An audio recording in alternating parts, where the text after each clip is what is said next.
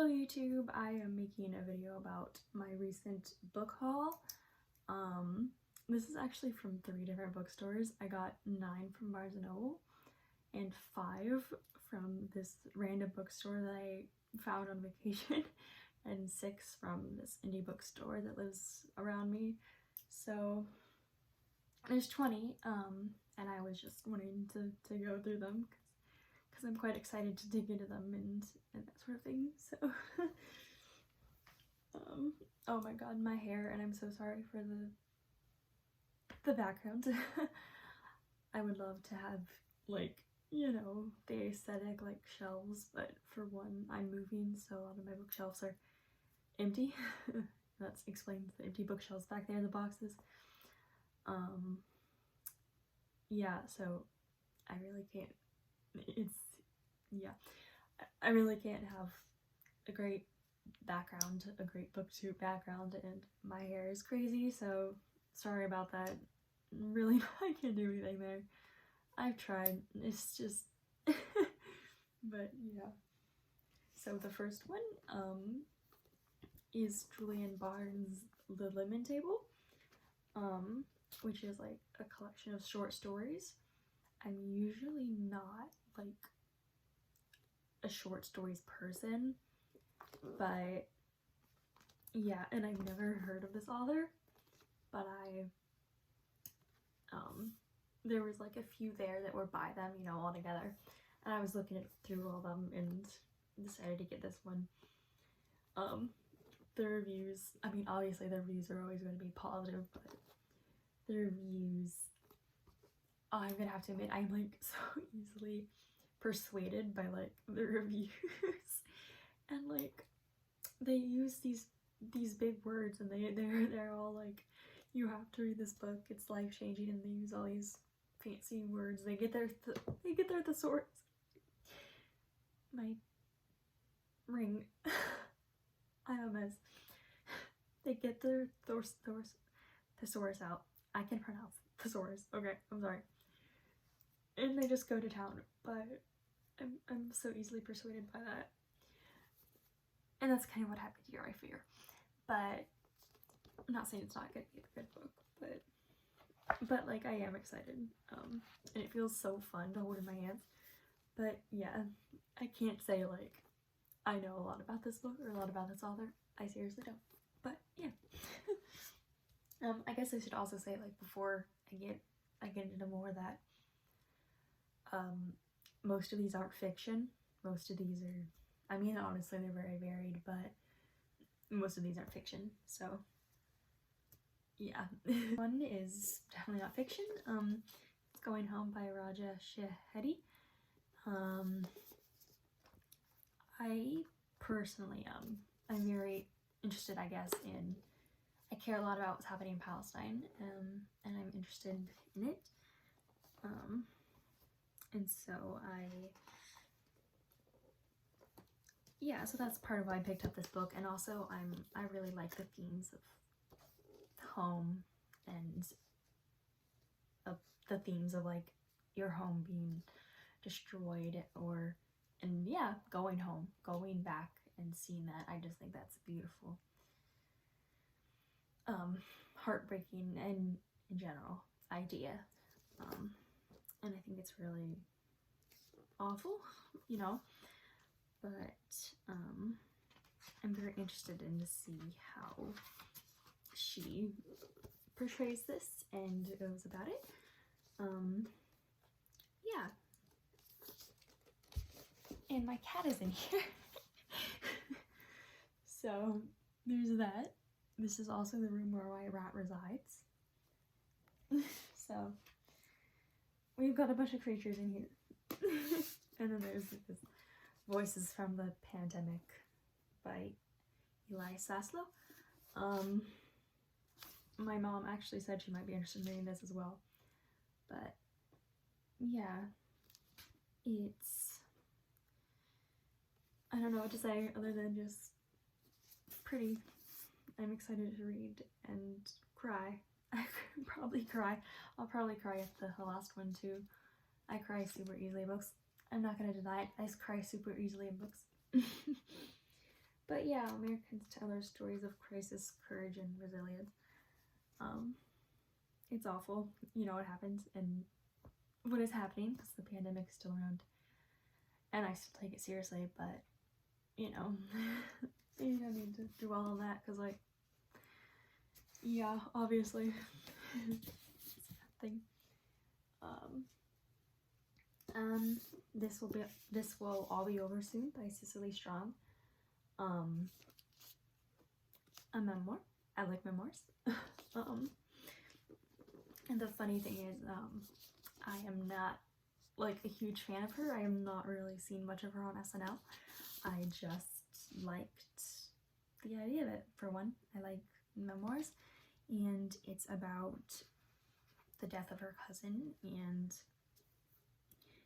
healing from that, and how grief feels. I love those themes about death and moving on. I love reading books that touch on that. And also, I'm just gonna admit it, I love a good title name. I love a good name for a book, and This Will All Be Over Soon is quite pretty. I like it. It's interesting. But yeah, so there's that. And then this one is maybe a bit of an odd choice. It's called Hallucinations by Oliver Sacks. It feels very, I don't know how to describe it. It's just like, if you're a book person, you know, every book feels different, whether they're old or new. But yeah, I'm very interested in psychology, and like hallucinations and delusion, and I've had, you know, I have a history of that sort of thing in my family. I actually I got a book from the library about delusions a while back. It was great. So now I'm, you know, going on to like hallucinations, and that sort of thing, and you know, and just, yeah, it's very interesting because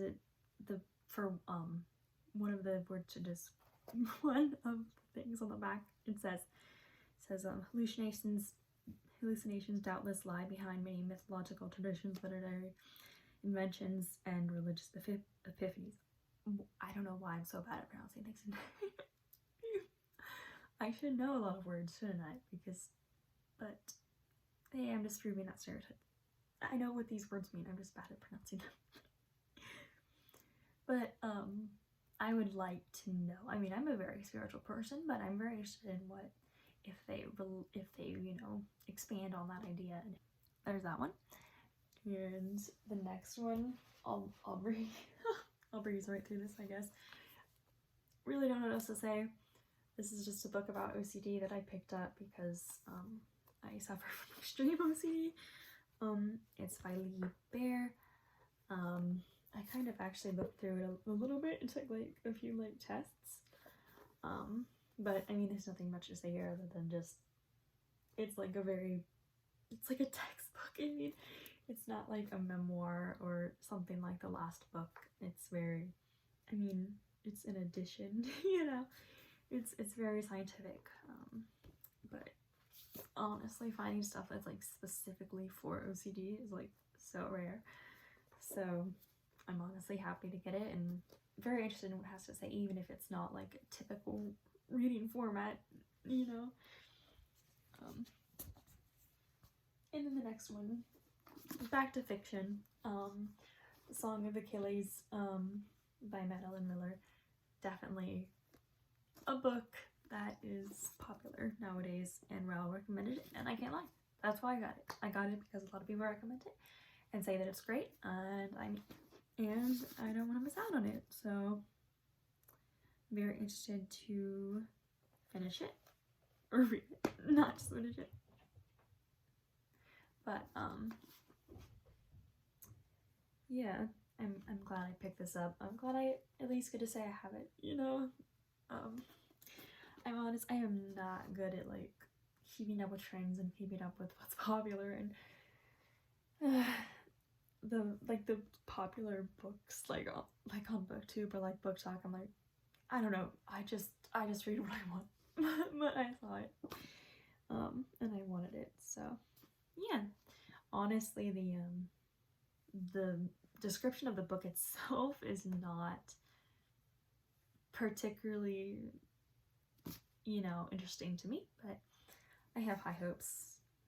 And again, I'm gonna be honest, as well as crying easily at books, I'm also impressed easily. I really don't have that high standards, I don't think. So even though I like watching people tear into things, but I don't have super high standards. And the next one is again very recommended a lot. So Aristotle and Dante discover the secrets of the universe.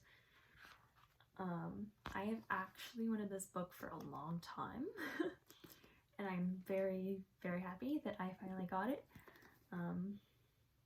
I very much want to read it, and it's not because, and it's again, that's a book I've seen recommended a lot, and it's a book I've seen recommended a lot for years, really. And then there's like parts of it that I've seen online that appeal to me, and also I'm pretty sure it's like very gay, so that's a plus. But there's on Pinterest, I know that there's this one part that's like, I saw this one part from the book on Pinterest that's like, I didn't like being 11, I didn't like being 12, I didn't like being 13, and continuing like that, which speaks to me and very makes me, emotional. So,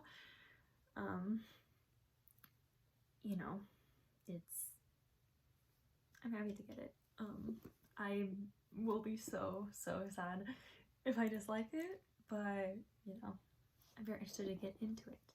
And the last book that I got from Barnes & Noble is the Dictionary of Obscure Sorrows by John Koenig.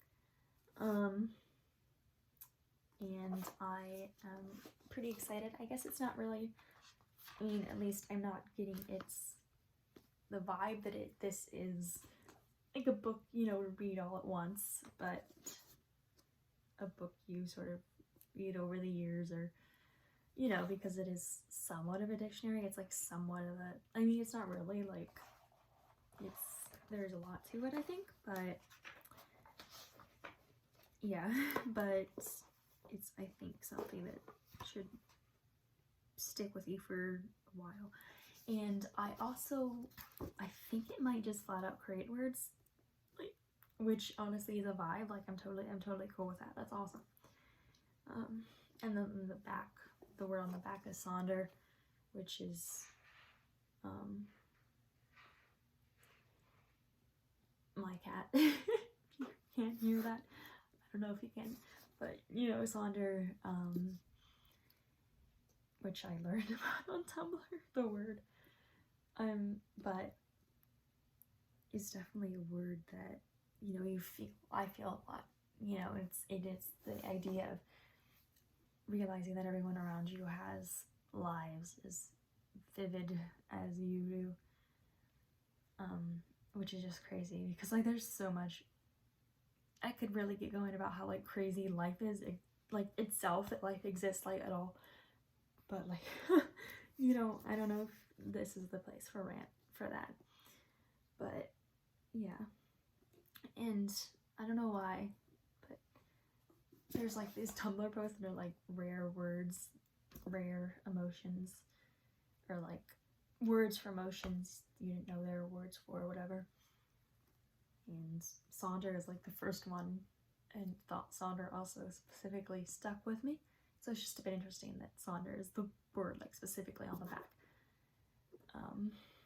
Because I don't know, because at first I was like, oh, of course it's gonna be. But it's like, I'm the one who specifically latched onto that word. So it's just I don't know. I've never heard it, I don't think, outside that Tumblr post. But yeah. Yeah. Some of it is just like long definitions, like long definitions of words. And some of it, I think, is more detailed. Yeah, it's very pretty. I think it's cool. I kind of actually, when I picked it up, like literally just first picked it up, I thought it would be like, I thought dictionary. I didn't think it would be like a literal dictionary. I just thought that was the title. But yeah.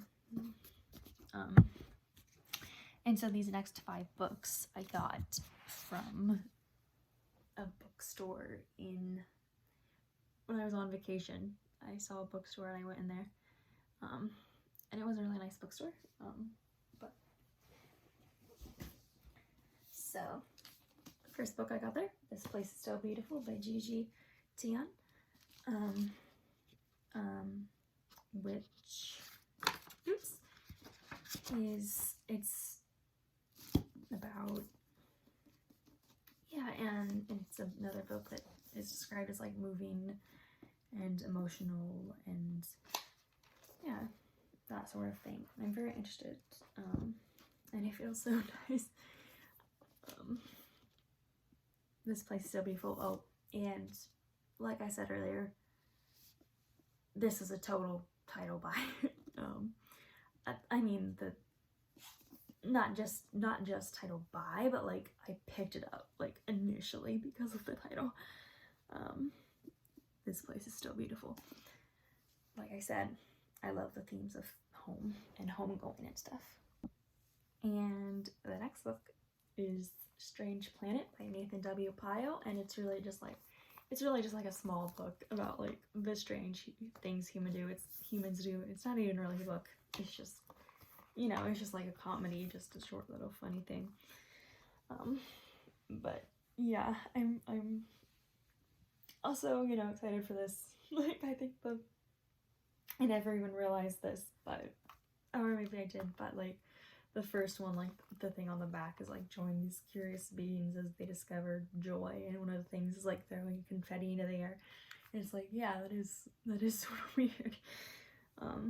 And then, hugging people and giving people coffee, and the fact that coffee burns, and like having animals and nature, going on nature walks, and also like having plants. But yeah, just strange little things that maybe you don't realize how strange they are, but the author of this book did. And the next book is The Year of Magical Thinking by Joan Didion. Like I said, I really like the themes of grief and loss. And also I just feel awful for this woman because it sounds awful. So I'm very interested in reading it. Actually, this book, it feels like, and I don't like care that much, I guess, but yeah, it feels actually like definitely at some point got like wet. And this couldn't have been because of me, so I'm not really sure what's up with that, but again, I don't care that much. But I've seen this book online a few times recommended and talked about, and also I read this book from a woman who lost her boyfriend, and these were like, it was formatted in, the way of emails she sent to him after he died. And actually a few of the emails mentioned this book, mentioned this book by name, or mentioned the author. I don't know if it mentioned it by name, but it mentioned the author, mentioned the book. But and it sort of gave me the impression that this book is definitely, I guess, a very iconic and well-known in like, books about grief, especially about losing your significant other, because that's what happened for people. I should have explained that first. She lost her husband, and that's what the book is about.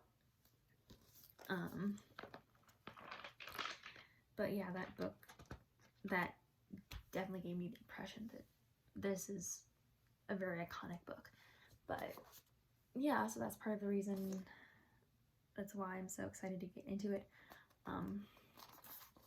Also, I guess I've already mentioned it. Like I said, I have severe OCD, and part of the themes of that is magical thinking. It might be a bit different from what she's describing here, but it's called magical thinking. So I don't think that's really what she's talking about. I mean, I don't know if it's OCD or anxiety. I don't think it is, but it popped out to me, it called out to me because of that. I have experience with magical thinking. And the next one is not really a book, but it's 1 question a day, a 5-year journal. So I'm excited to start doing this, and the way it's formatted is like January 1st, January 2nd, January 3rd, each day of the year there's a question. I mean, yeah, and you say it, you write it what it is all of those 5 years. So you kind of got to start on January 1st. I kind of didn't realize that at first. I don't know exactly what I was thinking, because I kind of thought that it would be 500 questions, but there's not 500 questions in 5 years if it was one every day, but it's whatever. I didn't think of it out like that much. I just thought, it was a concept, but it feels really cool. It feels, like paperback, but it also feels like journalish. I just think it's cool. And then there's this one, also feels a bit, well, I don't know, but there's The Body Keeps the Score, The Brain, Mind, and Body in the Healing of Trauma by Bessel van der Kolk. I think I've seen this online. I don't know. I know I saw, I think, a book advertised online that was about generational trauma. I'm not sure if this is the book or not, but yeah, interested in this theory of this, the way our body is impacted by trauma. I'm definitely someone who thinks that there's a lot to learn about the ways that our brain and our body interlap, and not interlap, but intersect and communicate, because I guess there's a sort of, at least, in America, there's sort of a cultural perception that the brain is different from your body, that, physical pain, mental pain, those are 2 different things. But I think that there's a lot that is to be learned about, about that, about how our brains, about how our mental struggles relate to our physical reality, and stuff like that. And there's a lot of, and it's, okay, that's so cool. Me literally just opening the page and seeing like a diagram and seeing, okay, I love science, okay. Obviously. I'm very interested in psychology, since you can argue that's sort of a thread through all of them, since a lot of them deal with grief and stuff. You could argue that it's part of that, but I apologize if you don't like this word, but The Queer History of the United States for Young People, Michael Bronski, adapted by Richie Chavat. I'm actually a bit concerned. Okay. It says, this young reader's edition of the award-winning adult book. I don't know. I kind of wish I'd gotten the adult version, but I didn't really realize that it was like like an age down version of an adult book, of a book for adults. I may have not gotten it if I knew that, even though I think it was the only book of the sort there, but I don't know. I mean, it doesn't really, I don't think it really matters, because I don't have anything, I haven't read the adult version, so like, it's just, and it's very interested either way.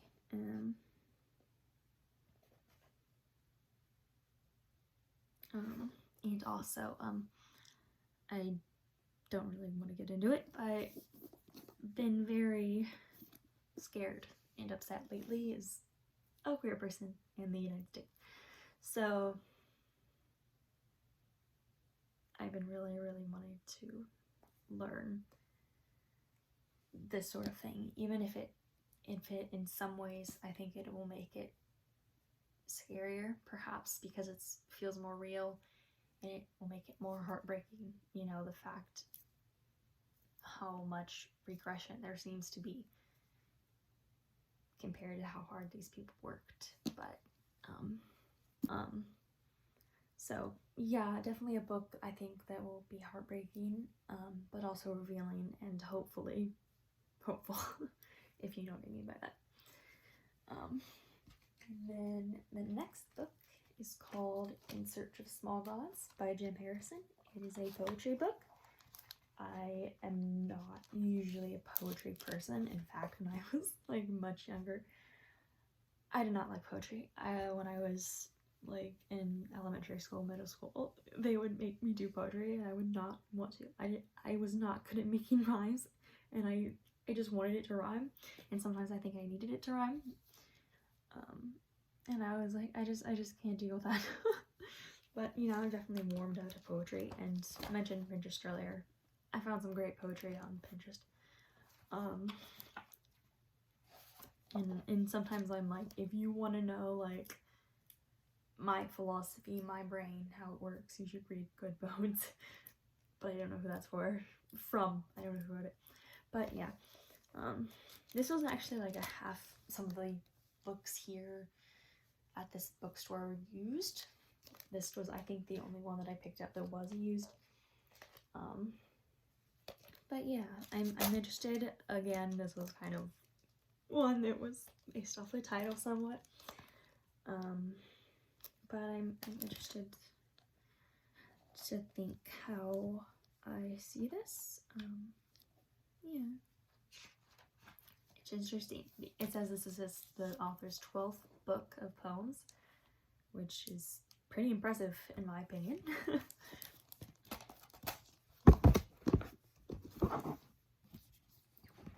I am going. I sort of want to try to get one big pile, at least, and then maybe separate it so it doesn't fall or whatever. Okay. Another fiction book called Count the Ways by Joyce Maynard. I like one of their reviews that says rich and complex, beautiful and heartbreaking, just like life. Yeah, the reviews definitely pulled me in here as well. The way this spine looks, it looks sort of used. I mean, again, it's fine, but yeah, this is one of those books that goes through a long period of time and sees how people change and deal with the past, which I very much, you know,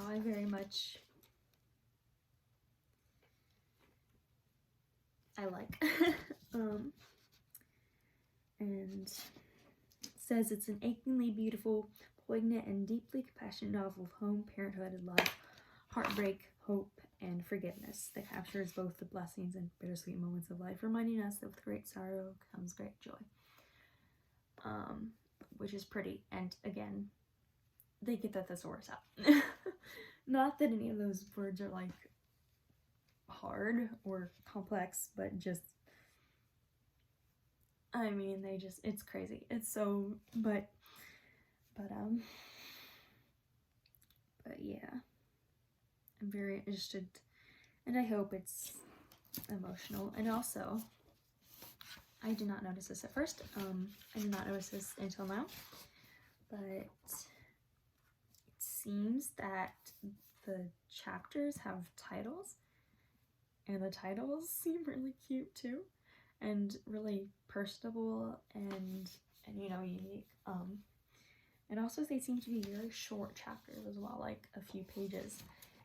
least in some places. So I'm very interested to see how that changes the format and the pacing of the book, you know, and the feel of it. And I just opened up to a random page, and it's chapter 46, and it says "Nothing Matters Anymore" is the title. So I'm very interested in seeing what happens here, you know, the types of books that are like family exploratories and goes through years and years. Yeah, I like that sort of thing. Another psychology book, well, more health, but Unwell Woman, Misdiagnosis and Myth in a Man-Made World by Eleanor Clinkhorn. So it is like such a crazy thing if you really look into it, like how women, you know, are ignored in the healthcare system, and like in, like they said, in a man-made world, and how doctors don't really take seriously our pain. This is a big problem, and it's not just a problem for women as a group. This is definitely a problem for Black people, for Indigenous people whose pain isn't taken seriously, for fat people, for queer people, queer bodies, no matter if you're trans or gay. This is definitely a thing, so I'm interested in reading that and seeing just like how crazy it gets and how deep it gets. And then probably the thing I'm most excited about, other than probably Aristotle and Dante Discover the Secrets of the Universe, but Time is a Mother by Ocean Vuong.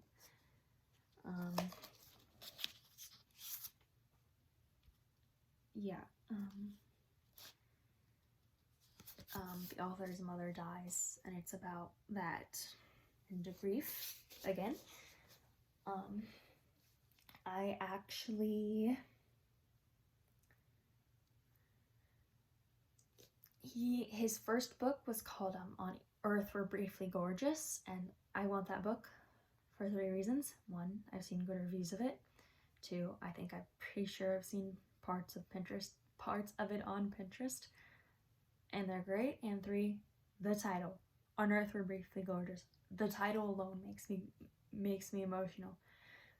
Like, I mean, if the title alone makes me emotional, because the thing is, like, I've sort of in this video been making fun of that concept somewhat, of liking a book or wanting to get a book based on the title, but like, this is literally words. Like, it makes complete sense. But yeah, I saw this, you know, the second book, his second poetry book, I believe. And the thing is, I actually saw it the other day, not the other day, but the second bookstore when I was on vacation. I saw it there. I did not decide to get it then, but I did here. And I did briefly look for if they had, when I saw this, I did briefly look for if they had, you know, On Earth We're Briefly Gorgeous, but I didn't see it. They might have it, and I didn't look that hard, but I just decided to get this one. And I'm very interested in it. Again, I'm not really a big poetry person, but I am a big Ocean Vuong person.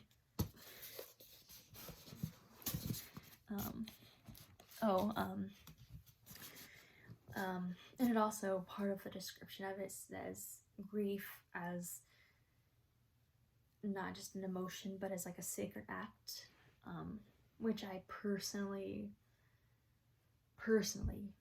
agree with. I think grief is something that is important. I don't think it's something, I think it's something that should be embraced and should be felt. And I think it's something that, yeah, it could be described generally as a sacred act, in the act of remembering those who have passed, and the act of feeling and understanding suffering as well. also just, yeah. And also I like the name of it, Time as a Mother. I like the name of it. And I think it's interesting. I'm interested to see in how that concept is explored. Honestly, and like the idea of my mom dying makes me so emotional. So there's that.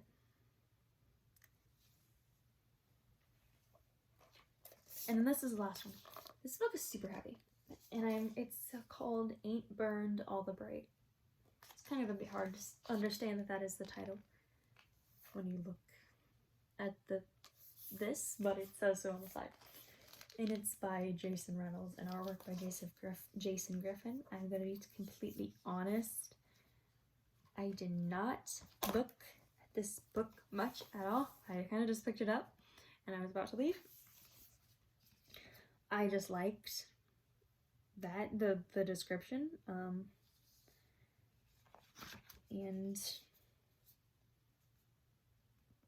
it says, have mind melded this fierce, vulnerable, brilliant, terrifying, what is wrong with humans, hope-filled, hopeful, tender, heartbreaking, heart-making manifesto on what it feels, on what it means not to be able to breathe, and how the people and things at your fingertips are actually the oxygen you most need.